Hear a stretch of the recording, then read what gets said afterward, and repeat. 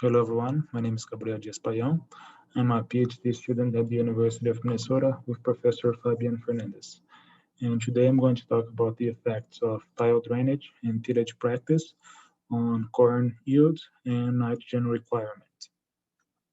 So just as a little bit of a background, so a lot of soils in Minnesota, uh, they are poorly drained and remain under water saturation conditions for large portions of the growing season.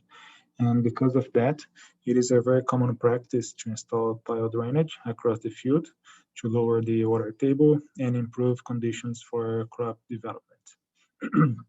However, there is still a lot of cropland that is not suited to receive artificial drainage due to problems with topography and other issues, and that land is still cultivated under undrained conditions.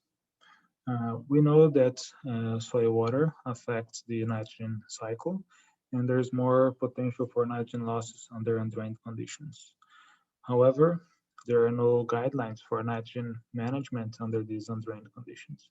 So one of the goals of this study was to compare how nitrogen requirement compares in drained versus undrained conditions. We also investigated how different tillage practices affect corn grain yields and nitrogen requirements. We looked at different conventional tillage, strip tillage, and O2. So there has been a lot of interest in conventional tillage practices, in, in conservation tillage practices like strip tillage and O2, but there are also not a clear understanding of how these different tillage practices might affect corn yield and nitrogen requirement. So this study, in order to address those questions, a field study was conducted near Wells, which is located near Waseca, Minnesota. And the study was conducted on a corn and soybean rotation with drained and undrained blocks. And we had conventional tillage as the only tillage practice from 2014 to 2016. And then this setup was replicated 4 times. And then within the nitrogen side of the rotation, we applied different nitrogen rates at different application timings. And then from 2017 to 2019, we included different tillage practices, so conventional tillage, strip tillage, and O2, to investigate how drainage and tillage conditions interact with one another to affect nitrogen management. For our nitrogen rates, we had a full pre-plant response curve, so with rates ranging from 0 to 200 pounds per acre. And we also had a full response for a split nitrogen application. So 40 pounds per acre applied at pre-plant and another 40, 80, 120, or 160 at V6 development stage.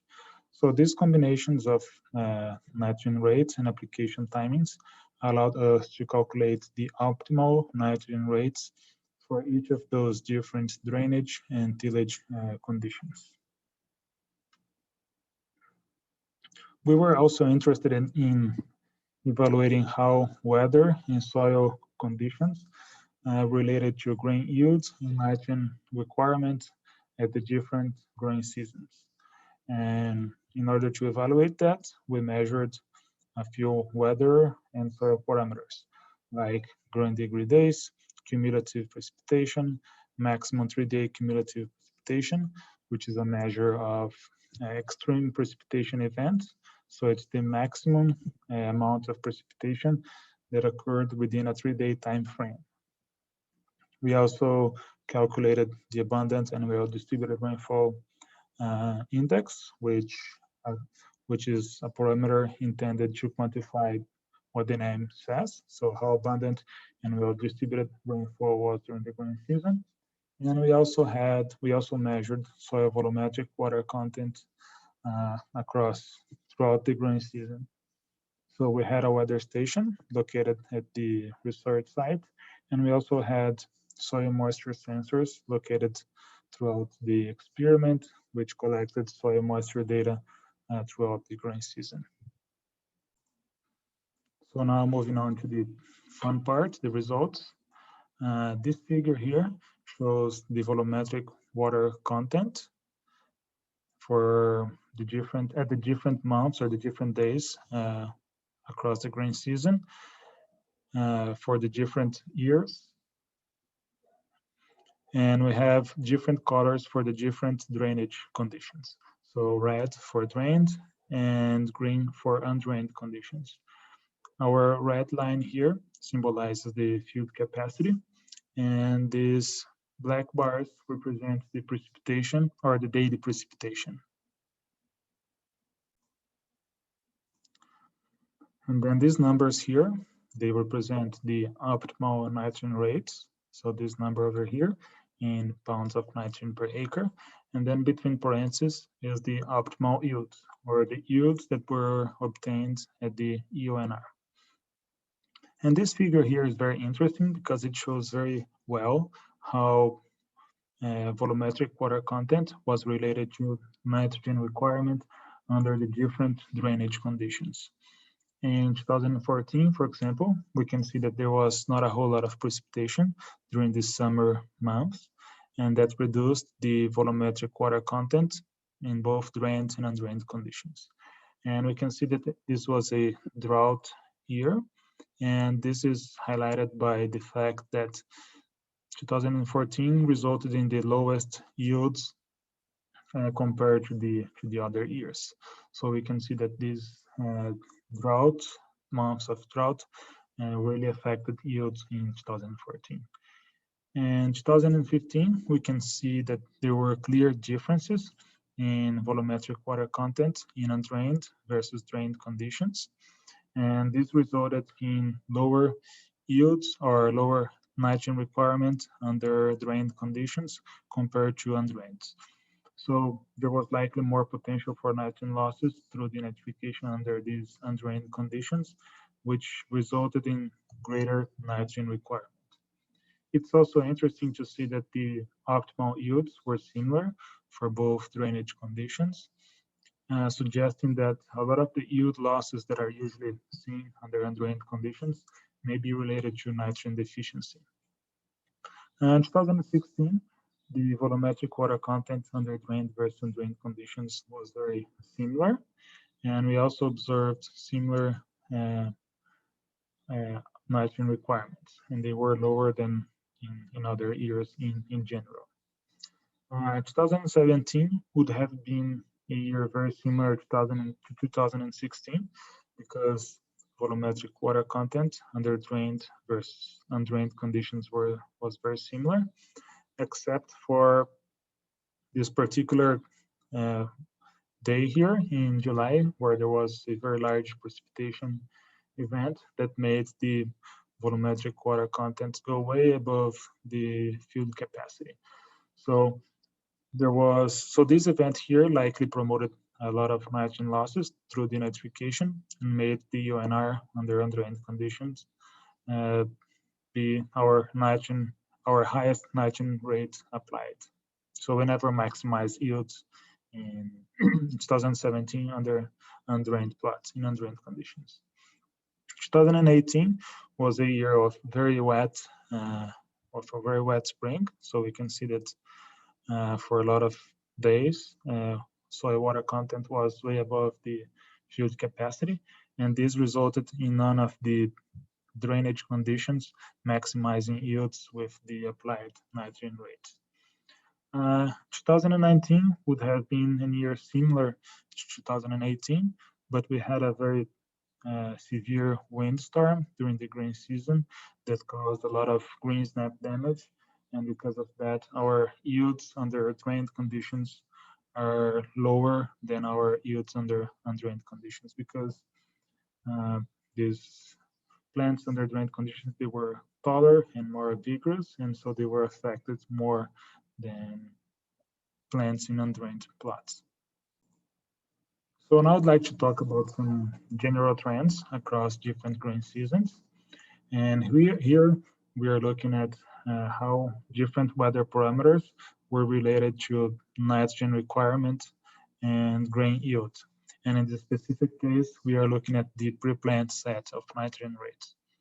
So here we have, for drained conditions, our UNR in the y-axis, and we have a maximum 3-day cumulative precipitation in the x-axis, which, like I mentioned before, is a measure of extreme weather conditions. So the greater this number here, the wetter the spring was.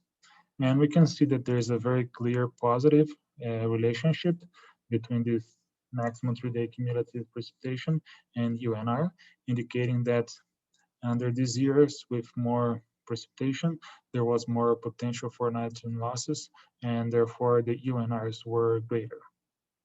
Under undrained conditions, however, there is not a clear trend, and 4 out of the 6 years never maximized the yields with the applied N rates.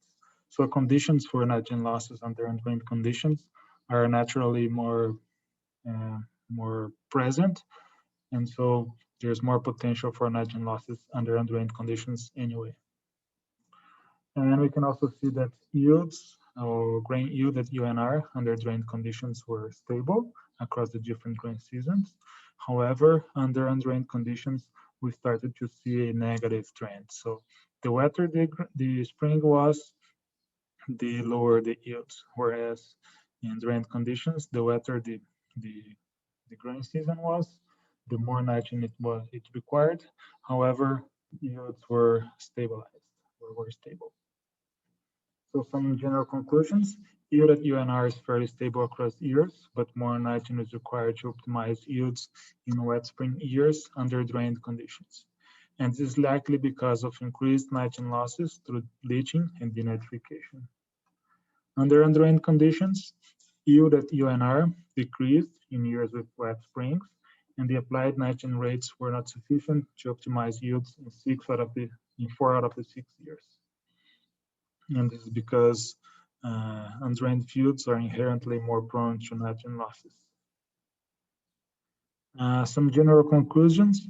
So these results highlight the benefits of artificial drainage, especially in wet years. And optimized yields in undrained conditions may be problematic, both economically and environmentally, because of the high rates of nitrogen fertilizer that may be needed. Here, we were interested in evaluating a similar idea, so how weather affected optimal nitrogen rates. But here we will be looking at the side dress set of nitrogen rates. And instead of looking at precipitation during the spring or from planting, here we are looking at abundant and well-distributed rainfall from the time of side dress plus 30 days. And we can see that the more abundant and well-distributed rainfall was, the lower the UNR under drained conditions. And this was likely because these years here promoted more mineralization of soil organic matter. We also did this relationship, but looking at growing degree days, and we found a very similar trend. So the warmer the year was, the lower the optimal nitrogen rates, likely because conditions for mineralization of soil organic matter were enhanced. However, under undrained conditions, we never saw a clear pattern, suggesting that weather conditions have a lower effect on nitrogen requirements under undrained conditions. And we can also see that yields were stable under drained and undrained conditions. So some general conclusions: the greater the abundant and well-distributed rainfall, the lower the UNR and greater the yields. This is likely because warmer growing seasons with abundant and well-distributed rainfall promote mineralization of soil organic nitrogen under drained conditions.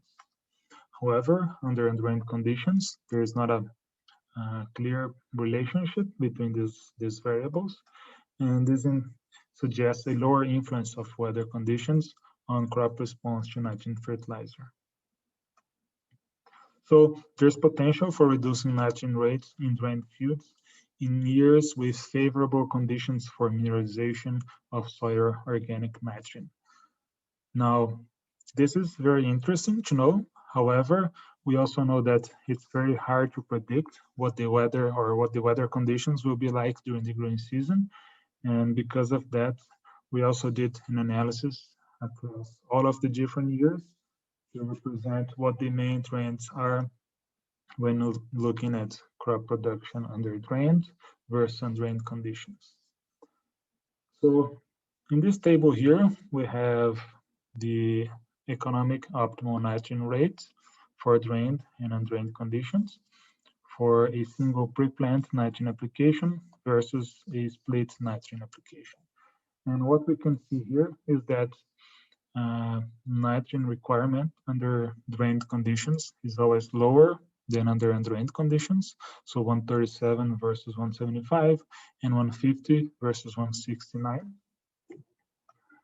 And we can also see that yields at the UNR, so if we were to apply the optimal nitrogen rates under drained and undrained conditions, we can see that the yields are very similar to one another, indicating that a lot of the yield losses that are usually observed under undrained conditions are likely related to nitrogen deficiency. And we also did some estimations for profit margins for growing corn under drained versus undrained conditions. And here we are assuming nitrogen rates at the UNR and yields at the UNR. We can see that profits or margins are always greater under drained than under undrained conditions. However, there's a caveat for this analysis here, because here we are assuming that we would know how much nitrogen to apply exactly within each year, which is unrealistic. So we also did an analysis considering the MRTN nitrogen rates and the yields that would be observed at the estimated yields that would be observed with MRTN nitrogen rates. And then we can see that the margins for growing corn under drained conditions are way larger than under undrained conditions. So some general conclusions. Split applications of nitrogen fertilizer resulted in greater profit regardless of drainage conditions. Yeah, that's also another good point. So always the margins for split nitrogen applications are greater than for a single pre-plant, which speaks to the usefulness of applying nitrogen as a split application. On average, drainage conditions resulted in lower nitrogen requirement than undrained, by 38 to 19 pounds of nitrogen per acre, depending on the application timing. And on average, drained conditions resulted in greater profit margins than undrained by $24 to $72 per acre, depending on the amount of nitrogen fertilizer applied and the application time. So with these differences in profit margin, we estimated how long it would take to pay off the investment to install tile drainage in a field that is currently undrained. And we assumed a range of drainage installation costs from $500 all the way to $3,000 per acre. And here we have the investment payoff, or how long or how many years it would take to pay off this investment, considering nitrogen applications at the MRTN, either applying everything at pre-plant, or applying the MRTN rate, but with a split nitrogen application. And we can see that depending on the cost of tile drainage installation, it may take quite a few years to pay off the investment. So now I'd like to switch gears a little bit and talk about the effects of drainage or tillage on corn grain yield. So in this figure here, we have corn grain yield in the y-axis, and then we have for the different years, the different combinations of drainage and tillage conditions. So drained condition, tillage, no till, strip till, and so on for the different years. And the first thing I'd like to point out is that the combination of drained and conventional tillage always resulted in the greatest yield, regardless of the year. I would also like to point out that the stripped tillage system or tillage management resulted in grain yields similar to the ones obtained with the conventional tillage, also regardless of drainage condition in year. And I would also like to say that the no-till system provided the lowest yields uh, on average, especially in 2018, that was a very wet year. In this figure here, we are looking at the same idea, but looking at soybean grain yield instead of corn grain yield. And we can see that in 2017, there were no differences whatsoever with regard to drainage or tillage conditions on soybean grain yields. But in 2018, that was a much wetter year, we saw lower yields under undrained conditions in general. There were no clear patterns, or the yields were always similar to one another when looking at conventional tillage, no-till, and strip tillage, indicating that there is more potential for these conservation tillage practices to be implemented with soybean production. This figure here, or this table here, shows the economic optimal nitrogen rates for different years and for the different combinations of drainage and tillage. So drained conventional tillage, no-till, strip-till, undrained conventional till and strip tillage. And one thing that I'd like to highlight is that undrained conditions in general resulted in lower or in greater optimal nitrogen rates, both for pre-plant or speed application in both years. With regards to the different tillage practices, there were no clear patterns for greater or lower demand nitrogen requirements under strip-till, no-till, or strip tillage.